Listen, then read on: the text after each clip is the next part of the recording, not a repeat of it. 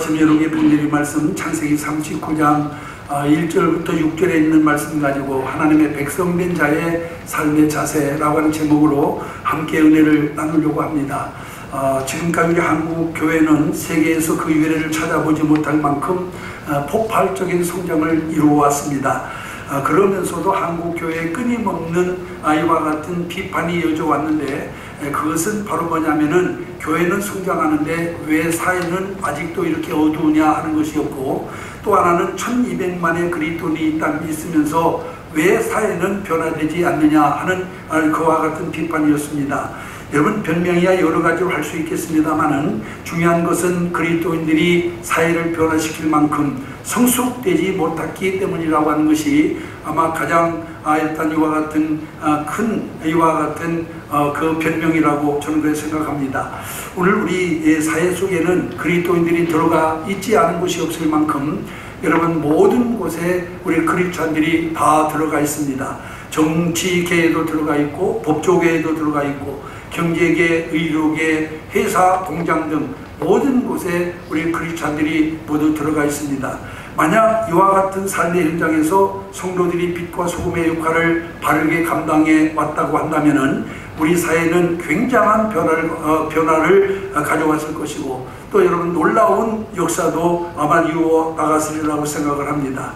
여러분, 오늘날 위대한 이와 같은 성도상이 과연 어떤 것인가 라고 하는 것을 우리가 생각해 봐야 되는데, 예배에 빠지지 않고 참석하는 것이 위대한 성도상이냐, 아니면 성경 공부를 많이 해서 성경에 대한 해박한 지식을 가지는 것이 위대한 성도냐, 아니면 기도를 많이 해서 힐링한 사람이 되는 것이 위대한 성도냐 하는 것을 다시 한번 우리가 생각하지 않을 수가 없습니다.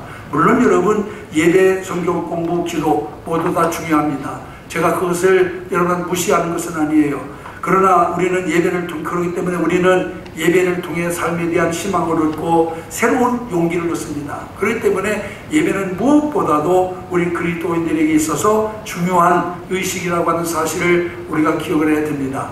하나님은 예배를 통해서 우리를 만나시고, 예배를 통해서 우리에게 말씀하시고, 예배를 통해서 우리에게 응답하시는 분이에요. 그렇기 때문에 예배는 그 무엇보다도 우리 성도들에게 있어서 매우 중요한 의식이라고 하는 것을 우리가 기억을 해야만 됩니다. 근데 여러분, 아무리 우리가 이와 같이 정말 하나님 앞에 성실한 예배를 드렸다 하더라도 그 예배의 축복을 가지고 우리가 나가서 살아야 할 자리는 우리의 가족이자 직장이자 사업장이라고 하는 사실을 우리가 기억을 해야만 됩니다. 그렇기 때문에 아무리 예배에 충실해도 실제적인 삶의 현장인 가정과 직장과 사업장에서 예배의 삶이 없다라고 한다면은 그 예배는 아무런 의미가 없다라고 하는 사실을 우리가 기억을 해야만 됩니다. 또한 우리는 성경 공부를 통해서 우리가 어떻게 살아가야 될 것인가를 배웁니다. 그러나 그 삶을 실천하며 살아야 할 자리는 우리의 가족이자 직장이자 사업장이라고 하는 사실도 우리는 기억을 해야 됩니다. 아무리 하나님 말씀에 대해서 많이 알고 있다 하더라도 실제적인 삶의 현장에서 그 말씀대로 살지를 못하면은 그 지식도 사실은 아무런 의미가 없다라고 하는 사실을 우리가 기억을 해야 됩니다. 여러분, 예배 중에서 가장 나쁜 예배가 무슨 예배입니까? 예배 중에서 가장 나쁜 예배는 예배를 위한 예배입니다. 다시 말하면은 형식적인 예배예요. 의식적으로 드리는 예배, 그것은 여러분 예배라고 할 수가 없습니다. 또한 성경 공부 중에서 가장 나쁜 성경 공부가 무엇입니까? 성경 공부를 위한 성경 공부이다. 다시 말하면 지식을 위한 성경 공부가 여러분 또한 가장 나쁜 성경 공부라고 하는 것을 우리가 알아야 됩니다. 우리가 예배를 통해 성경 공부를 통해 하나님의 백성답게 사는 것을 배웠다고 한다면은 나가서 우리는 그 삶의 현장에서 내가 배운 것을 실천하며 살아야만 됩니다. 이게 여러분 참으로 위대한 성도상이라고 하는 사실을 우리가 기억을 해야 됩니다. 오늘 우리가 읽은 본문에 있는 말씀에 보면은 신앙을 생활화한 한 사람에 대해서 기록을 하고 있습니다. 그 사람이 누굽니까? 바로 요셉이라고 하는 사람입니다. 여러분, 요셉은 신앙을 생활화하여 산 사람이라고 하는 것을 우리가 분명히 기억을 해야 되겠고, 그로 말미암아 결론부터 말씀드린다고 한다면은 하나님이 그와 함께 하시고 그에게 큰 복을 주었다라고 하는 것을 우리가 기억을 해야 됩니다. 오늘 우리들도 하나님의 말씀을 내 삶의 현장에서 활용하여 살아가게 될 때 하나님이 함께 하시고 하나님의 큰 복을 주신다라고 하는 사실을 우리가 기억을 해야 될 줄로 믿습니다. 그럼 여러분, 하나님께서 요셉을 통해서 우리가 배울 수 있는 것은 하나님의 백성된 자로서 어떠한 삶을 살아야 될 것인가를 우리는 배울 수가 있는데, 요셉을 통해서 배울 수 있는 성도의 삶의 자세가 무엇입니까? 첫째는 오늘 여기 본문에 보니까 요셉은 사회에서 신뢰받는 사람이었다라고 말씀하고 있는 것을 보게 됩니다. 오늘 본문 4절에 보면은 요셉이 그 주인에게 은혜를 입어 섬김에 그가 요셉으로 가정 총무를 삼고 자기 소유를 다 그 손에 위임하니 라고 이렇게 여기 말씀하고 있는 것을 보게 됩니다. 여러분, 여기에서 은혜라고 하는 단어가 나오는데, 이 은혜라고 하는 말은 신임이라고 하는 단어로 대체될 수 있는 그런 말입니다. 그러면은 여러분, 이 말이 무슨 말이냐? 요셉이 그 주인에게 신임을 얻었다라고 하는 그런 말입니다. 내 재산을 어떤 사람에게 맡길 정도라고 한다면은 그를 절대적으로 신임을 해야만 됩니다. 보디발은 자기의 소유를 다 요셉의 손에 위임하고 그것을 간섭하지 않을 정도로 요셉을 신임했다라고 이와 같이 오늘 본문은 말씀해 주고 있는 것을 볼 수가 있습니다. 여러분, 요셉이 애굽으로 팔려가고 난 다음에 첫 번째로 거하게 된 곳이 바로 보디발이라고 하는 사람의 집이었어요. 그런 시위대장으로서 오늘날 청와대의 경호실장쯤 되는 그런 사람이었습니다. 여러분, 이런 사람에게 요셉이 받았던 신임은 아주 전폭적이었다라고 하는 것을 우리가 여기서 분명히 알 수가 있습니다. 이렇게 요셉은 신임받는 사람, 신뢰받는 사람이었습니다. 그러나 여러분들도 잘 아시는 것처럼 요셉이 보디바의 아내의 유혹을 뿌리치자 그 아이와 같은 모함 때문에 결국에는 감옥에 가게 되었습니다. 그가 감옥에 간 것은 죄가 있어서가 아닙니다. 그에게 허물이 있어서가 아니라 모함을 입어서 감옥에 갔어요. 그러나 감옥에서도 그의 사람된 면면을 우리가 살펴볼 수가 있는데, 여러분 성경에 보니까 감옥에 들어간 요셉에 대하여 이렇게 기록하고 있는 것을 보게 됩니다. 존혹이 옥중 제수를 다 요셉의 손에 맡김으로 그 재반 사물을 요셉이 처리하고, 존혹은 그의 손에 맡긴 것은 무엇이든지 돌아보지 아니하였으니 이는 여호와께서 요셉과 함께 하심이었더라. 여호와께서 그의 범사에 형통케 하셨더라 하고 말씀하고 있습니다. 여러분, 여기 보면은 간수자의 요셉에게 감옥의 모든 인적 관리와 그리고 재반 사무까지도 다 맡기고 난 다음에 그 일에 관여하지 아니했다라고 이와 같이 말씀하고 있는 것을 보게 됩니다. 이것도 여러분 역시 전폭적인 신임이 없이는 불가능한 일입니다. 그만큼 존혹이 여러분 이 요셉을 신임하고 신뢰했기 때문에 이 어떤 감옥의 모든 재반 사무 일처리까지 그에게 맡겼다라고 하는 사실을 우리가 기억을 해야 될 줄로 믿습니다. 요셉은 사람들로부터 인정받는 사람이었습니다. 사람들로부터 신임받는 사람이었습니다. 그것도 교회에서가 아닙니다. 사회에서, 직장에서, 사업장에서, 주변 사람들로부터 여러분 또한 이와 같이 인정받는, 신임받는 사람이었습니다. 이것이 하나님의 백성된 자의 삶의 자세라고 하는 사실을 우리가 기억해야 될 줄로 믿습니다. 성도는 어디를 가든 누구에게든 인정받는 사람이 되어야 됩니다. 저 사람은 틀림없는 사람이다, 정말로 진실한 크리스찬이다 라고 하는 인정을 받아야 됩니다. 그래야만 여러분 하나님의 영광을 드러내게 되고, 그래야만 하나님의 축복을 우리가 받을 수가 있어요. 그런데 요즘에 대부분의 많은 이와 같은 성도들이 정말 그런 말씀에 대한 해박한 지식은 가지고 있고, 예배는 빠짐없이 드리면서도 다른 사람들로부터 인정을 받지 못하는 그런 사람들이 너무나도 많이 있습니다. 여러분, 우리가 한번 앞서도 말씀드렸지만은 우리 크리스찬들이 없는 곳이 어디 있습니까? 한때는 여러분 대통령도 장로들이었습니다. 여러분 국무총리도 크리스찬이었고, 장관들도 대부분 많은 사람들이 크리스찬이었고, 지금도 국회의원들 중에 상당수가 크리스찬입니다. 그러면 뭐가 달라지고 변화되어야 되는데, 여러분 왜 갈수록 여러분 또한 부정과 부패와 비리들이 속출하는 것일까요? 여러분 우리가 진심으로 많은 사람들로부터 신임받고 인정받는 자라고 한다면은 여러분 이런 것들은 점점 사라져야 될 것이고 오히려 여러분 거기서 하나님의 공의가 나타나야만 되는데, 그렇지 못한 것은 우리가 여러분 아직도 그리스도인으로서 여러분 딴 세상의 빛과 소금된 사명을 다하고 있지 못하다고 하는 사실을 우리가 기억을 해야 될 줄로 믿습니다. 이제 바라기는 우리 성도들이 요셉과 같이 사람들로부터 다시 나가면 사회에서, 그리고 직장에서, 그리고 또 아니면은 이웃에게서 여러분 그리스도인으로서 인정받는 여러분들이 되시기를 주님의 이름으로 축원합니다. 그래야만 하나님의 큰 축복을 우리가 누릴 수 있다고 하는 것을 기억을 해야만 되겠고, 그 다음에 두 번째로 요셉은 하나님이 함께 하심을 보여주는 사람이었습니다. 오늘 보면 3절에 있는 말씀 보세요. 그의 주인이 여호와께서 그와 함께 하심을 보며 또 여호와께서 그의 범사에 형통케 하심을 보았더라 하고 이와 같이 여기 말씀하고 있는 것을 보게 됩니다. 여러분, 그것은 비단 3절뿐이 아니에요.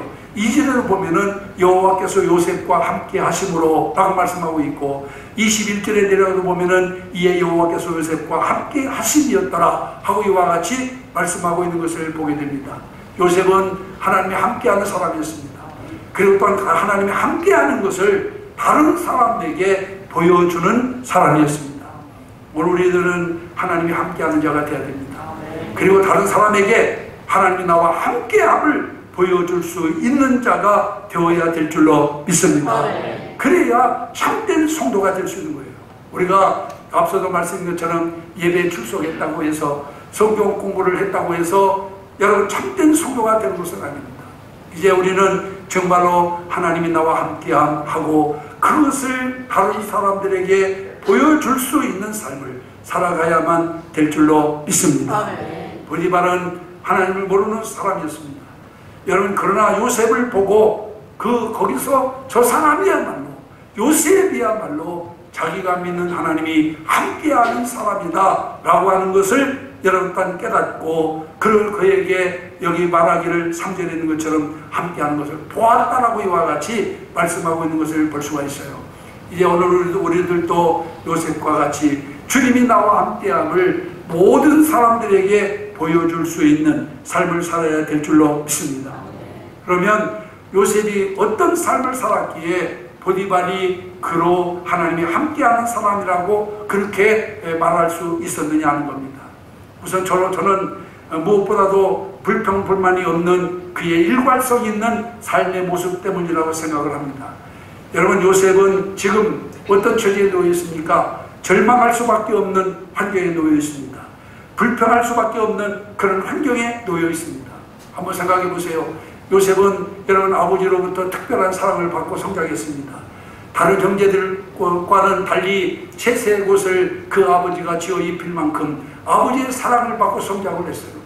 그런 그가 어느 날 형제들의 미움을 받아가지고 아라비아 상인에 팔려서 지금 남의 나라에, 그것도 종으로 팔려가 왔으니 여러분 그에게 무슨 소망이 있겠습니까? 그에게 무슨 아이와 같은 기쁨이 있겠어요? 여러분 또한 지금 그가 직면한 상황과 환경은 정말로 절망이요 불평할 수밖에 없는 그런 상황입니다만은, 그러나 여러분 성경에 보면은 그가 노예로 팔려와 가지고도 한 번도 그 입에서 불평 불만이 나오지 아니했고, 또 한 번도 그가 절망하거나 포기하지 않았다라고 하는 점을 우리가 기억을 해야 될 줄로 믿습니다. 요셉인들 왜 불평이나 불만이 없었겠습니까? 그러나 요셉은 그것을 믿음으로 극복했다라고 하는 사실을 기억하시기를 바랍니다. 그러면 무엇에 대한 믿음이에요? 하나님이 함께 한다라고 하는 확신. 그 믿음 하나 가지고 그는 지금 그 모든 환경과 상황을 극복해 나갔다라고 하는 사실을 우리가 기억을 해야 될 줄 믿습니다. 여러분, 성도는 비록 이 땅에 사는 동안 우리도 고난당하고 환난당합니다. 그러다 환난당하고 고난당할 때마다 하나님을 원망하고 불평할 것이 아니라 이 고난을 통해서 하나님이 무엇인가 섭리하는 것이 있겠다라고 하는 그런 믿음을 가져야만 될 줄로 믿습니다. 오늘 여러분 여기 보면 이 요셉은 바로 그런 믿음을 가지고 있었기 때문에 여러분 또한 아버지의 사랑을 받던 자가 종으로 팔려가고 모함을 입고 감옥에 갈지라도 그런 원망도 하지 않고 불평도 하지 않고 오히려 자기에 주어진 삶 속에서 성실히 하나님을 신뢰하여 살았기 때문에 하나님께서 그에게 큰 복을 내려주었고, 또 그런 모습을 보고 아이와 같은 보디발이 하나님이 그와 함께하는 것을 보았다라고 이렇게 말씀하고 있는 것을 볼 수가 있습니다. 여러분이 참 환경이 어둡습니까? 절망하지 마시기 바랍니다. 낙심하지 마시기 바랍니다. 혹은 원망하거나 불평하지 마시기 바랍니다. 하나님의 선한 뜻을 믿고 여러분 우리는 감사하며 살 수 있는 여러분들이 되시기를 주님의 이름으로 축원합니다. 그 다음에 여러분 이 보디발이 요셉이 하나님이 함께하는 사람이라고 하는 것을 볼 수 있었던 것은 요셉이 최선을 다하여 성실하게 일하는 것을 보았기 때문이라고 하는 것을 우리가 기억을 해야 될 줄로 믿습니다.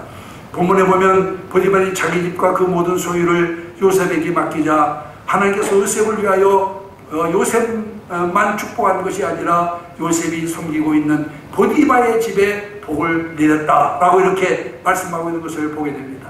그러니까 요셉이 들어오고 난 다음부터 재벌이 들고 모든 일이 형통하니 보디발이 요셉을 볼 때마다 무슨 느낌을 가졌겠어요? 저 사람은 정말 하나님이 함께하는 사람이구나. 하나님을 믿는 것이 거짓이 아니구나.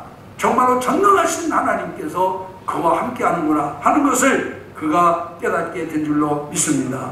여러분, 이처럼 사람이 우리를 보고 또한 우리와 하나님이 함께하는 것을 볼 수 있는 사람, 그는 하나님께로부터 복을 받을 수 있는 사람이라고 하는 것을 우리가 여기서 기억을 해야 될 줄로 믿습니다.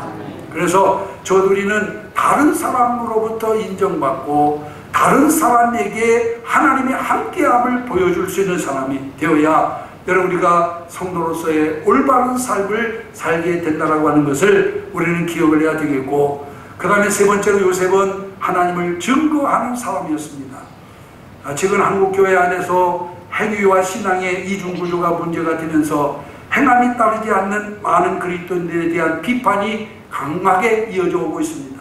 그런데 그 비판이 너무 극단적으로 흘러가지고 요즘에는 말로 하는 전도는 하지 말아라 하는 그런 이야기까지 나오고 있습니다만은, 여러분 말만 하는 신앙이 문제이긴 합니다만은, 그러나 여러분 입술로 증거할 때는 또한 증거하는 아이와 같은 자가 되어야 된다라고 하는 사실을 우리가 기억을 해야 됩니다. 여러분 생활로 드러내는 일과 입술로 증거하는 일이 균형을 이루어야 됩니다. 어떤 사람은 말은 번지를 하는데 실속이 없습니다. 저희가 믿음이 없습니다. 그러나 어떤 사람은 또 말없이 묵묵히 일을 하지만은 그 삶을 통해서 믿음을 드러내는 사람이 있습니다. 우리는 어떤 사람이 되어야 될까요? 말만 늘어놓는 사람이 되어야 됩니다. 성경에 보면은 하나님의 나라는 말에 있지 아니하고 능력에 있다라고 말씀하고 있고, 나더러 주여 주여 하는 자가 다 천국에 들어갈 것이 아니라 하나님의 말씀대로 행하는 자라야 하나님 나라에 들어갈 수 있다라고 말씀하고 있습니다. 우리는 말만 늘어놓아서도 안 되지만은 그렇다고 해서 침묵하고 묵묵히 일만 하는 자가 되어서 안 됩니다. 드러내야 될 때는 우리 말로 주님을 드러낼 수 있는 자가 되어야만 될 줄로 믿습니다. 요셉은 자기의 삶으로 하나님을 나타냈습니다. 자기의 삶으로 하나님을 드러냈습니다. 그러나 결정적인 시기가 왔을 때에는 그 입술로 자기가 믿고 있는 하나님, 자기의 삶을 주관하시는 하나님을 증거했다라고 하는 것을 우리가 기억을 해야 됩니다. 여러분 내려가서 9절에 보면은 이런 말씀이 있습니다. 이 집에는 나보다 큰 이가 없으므로 주인이 아무것도 내게 금하지 아니하였어도 금한 것은 당신뿐이니 당신은 자기 아내이니라. 그런즉 내가 어찌 이 큰 악을 행하여 하나님께 득죄하리이까 라고 말씀하고 있어요. 여러분 무슨 말입니까? 여기 보면 보디발의 아내가 유혹하는 위기의 순간에 요셉이 어떻게 하나님을 증거했는지를 분명하게 우리에게 보여주고 있어요. 여러분 하나님 앞에 내가 어떻게 죄를 지켰느냐라고 그렇게 여기 말하고 있는 것을 볼 수가 있습니다. 요셉이 감옥에 있을 때에도 술 맡은 자와 그리고 떡 굽는 자가 꾼 꿈을 해석해 줄 때에도 마찬가지입니다. 요셉이 입을 열어 해석은 하나님께 있지 아니하니까 청컨대 내게 고하소서라고 여기서도 하나님을 드러내고 있는 것을 볼 수가 있어요. 모든 해석은 하나님께서 주시는 것이니 당신들이 꾼 꿈을 나에게 얘기하라 하고 이와 같이 말씀하고 있는 것을 보게 되고, 나중에 바로의 꿈을 해석해 줄 때에도 창세기 41장 6절에 보니까 뭐라고 말합니까? 이는 내게 있는 것이 아니라 하나님이 바로에게 평안한 대답을 하시리이다 라고 여기서도 결정적인 순간에 하나님을 증거하고 있는 것을 볼 수가 있습니다. 요셉은 결정적인 순간에 하나님을 증거하며 하나님을 드러내는 삶을 살았습니다. 오늘 우리 가운데 하나님의 이름을 증거하기를 부끄러워하는 사람들은 없는지 우리 자신들을 한번 돌아봐야 될 줄로 믿습니다. 여러분, 우리가 역사를 통해 보면은 하나님께 쓰임받은 사람들은 자기의 삶으로 하나님이 기뻐하는 삶을 살았던 사람인 것을 우리가 분명히 알 수가 있어요. 믿음의 의인들 뿐만이 아니라 신앙의 의인들은 모두가 다 여러분 자기의 삶을 통해서 하나님을 기쁘시게 하는 사람, 하나님을 영화롭게 하는 사람이었다라고 하는 것을 우리가 기억을 해야 될 줄로 믿습니다. 이렇게 우리가 여러분 하나님의 살아계심을 우리가 나만 믿는 것이 아니라 내 입을 통해서 많은 사람에게 증거하는 삶, 이게 바로 구원받은 하나님의 백성의 삶이라고 하는 것을 우리가 기억을 해야 될 줄로 믿습니다. 나이나 성장에 비해서 정신기능이나 발달이 늦은 어린아이들을 우리가 가끔 보게 됩니다. 이들은 대개 부모와의 대화, 이웃과의 대화를 단절하고 혼자서 자기 방에 들어박혀 있으면서 그 다음에 가끔 낄낄거리고 웃기도 하고, 그리고 때에 따라서는 아무도 없는데 혼자 중얼중얼 무엇인가를 이와같이 되뇌이는 자기만의 세계에 자유로운 아이들이 있습니다. 여러분, 이런 정서가 불안한 아이들이 앓고 있는 정세가 바로 뭐냐? 자폐증이라고 하는 것입니다. 여러분, 그런데 이 자폐증이라고 하는 것은 여러분 우리가 육신적인 아이들에게만 있는 것이 아니라 영적인 믿음의 사람들에게도 있다라고 하는 것을 우리가 기억을 해야 됩니다. 특별히 한국교회는 자폐증을 앓고 있는 성도들이 너무나 많이 있다라고 말을 합니다. 이들은 예수를 믿어 구원받고 은혜의 삶을 삽니다. 또 예배에도 열심히 참석합니다. 말씀에 대한 이해도 빠르고 선교의 사명도 깨닫고 있지만은 이들은 자기에게 일어난 놀라운 일, 다시 말하면은 하나님의 사랑과 은혜에 대해서, 예수님의 희생과 부활에 대해서 증거하지 못하는 사람이에요. 사회 속에서, 생활 속에서 닫혀있는 상태로 믿음은 자기 혼자만 간직하고 정말 다른 사람에게 이것을 전혀 증거하지 못하며 살아가는 그리스도인들이 많은데, 이런 그리스도인들을 가리켜 자폐증 크리스찬이라고 이렇게 말을 합니다. 내가 놀라운 일을 경험했으면 이 경험한 놀라운 일을 다른 사람들에게 전해야 될 게 아니겠어요? 그런데 우리는 하나님의 놀라운 은혜를 경험하고도 그것을 전하지 못하는 아이와 같은 자폐증을 앓고 있는 성도들이 너무나도 많이 있다고 하는 것입니다. 여러분, 우리는 기억해야 됩니다. 성경 말씀대로 믿음은 행함이 있어야만 생명력을 가집니다. 여러분, 그저 내가 지식으로만 알고 있어서는 아무런 역사도 일어나지 않습니다. 내 믿음이 역사하기 위해서는 바로 행함을 통해서 여러분 내 믿음이 역사한다라고 하는 것을 기억을 해야 됩니다. 그래서 여러분, 우리 믿음은 행함이 있어야만 생명력을 얻게 된다라고 하는 사실을 우리는 분명히 기억을 해야 돼요. 우리가 그리스도인이라고 하는 이름만 가지고는 여러분 변하는 것이 아무것도 없습니다. 여러분, 가정도 변하지 않습니다. 사회도 변하지 않습니다. 여러분, 우리가 주말권 우리 주변을 변화시켜 나가기 위해서는 적어도 하나님의 말씀을 가지고 그 말씀대로 살아서 하나님의 역사를 내 삶 가운데 이루어야 여러분 그때부터 역사가 일어나고 변화가 일어나게 될 줄로 믿습니다. 우리가 이름만 그리스도인이라고 하는 그런 이와 같은 신자가 되어서 안 됩니다. 이제는 참 그리스도인으로서 정말로 요셉과 같이 하나님이 함께하는 사람, 또 하나님이 함께하기 때문에 그를 통해서 하나님의 역사가 나타나는 이런 삶을 살아야 여러분 다른 사람으로부터 하나님의 살아계심을 여러분 우리가 깨닫게 하는 역사가 있게 될 줄로 믿습니다. 바라기는 이제 우리는 이름만 가진 그리스도인이 되지 말고 정말 내 삶을 통해서 하나님이 함께하는 것을 보여주며 이것을 열심히 증거해서 많은 사람들에게 주의 복음을 전할 수 있는 여러분들이 되시기를 주님의 이름으로 축원합니다. 오늘 2부 예배에 참여하신 사랑하는 성도 여러분, 성도는 성도답게 살아야 됩니다. 늘 이 책을 들어서 제가 강조하는 것이 여러분, 성도는 성도답게 살아야 됩니다. 그런데 성도라고 하는 이름을 가지고 있으면서도 성도답게 살지 못하는 사람들이 의외로 많이 있습니다. 그렇기 때문에 그 삶에 아무런 변화도 역사도 일어나지 않습니다. 이제 정말은 내 삶을 변화시키고 그리고 내 삶을 통해서 다른 사람에게 예수 그리스도의 살아계심을 전하기 위해서는 우리가 여러분 또한 성도다운 삶을 살아야 됩니다. 그러면 어떻게 사는 것이 성도답게 사는 것이냐? 오늘 본문을 통해 저는 세 가지 말씀드렸어요. 첫째는 다른 사람으로부터 인정받고 신임받는 삶을 살아야 됩니다. 저 사람은 예수 믿는 사람이다, 틀림없는 사람이다 라고 하는 인정을 받아야 돼요. 두 번째로는 오늘 여기 말씀드린 것처럼 하나님이 나와 함께함을 보여줄 수 있는 사람이 되어야 됩니다. 내 가족에게, 내 이웃에게, 사회 모든 사람에게 내가 예수 믿는 사람이라고 한다면 나와 함께하는 하나님을 보여줄 수 있는 자가 되어야 돼요.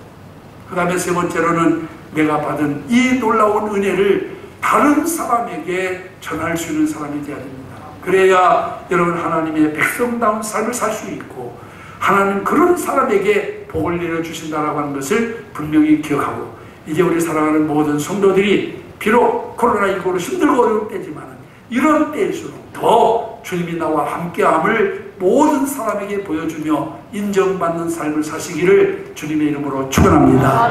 기도하겠습니다. 이 시간 나같이 합심해서 잠시 동안만 함께 기도하겠습니다. 하나님, 그렇습니다. 하나님의 백성이면 하나님의 백성답게 살아야 되는데 우리가 하나님의 백성이라고 하면서도 하나님 백성답지 못한 삶을 살 때가 많이 있었습니다. 이제 우리가 어디에 있든 무엇을 하든 어떤 상황에 처하든 하나님의 백성으로서 그에 합당한 삶을 통하여 많은 사람들에게 주님이 나와 함께함을 보여주게 하시고, 그리고 또한 주님의 영광을 드러내며 살 수 있는 저희들이 되게 해달라고 이 시간 나같이 합심해서 통성으로 잠시 함께 기도하겠습니다. 걸어가신 아버지 하나님, 주님의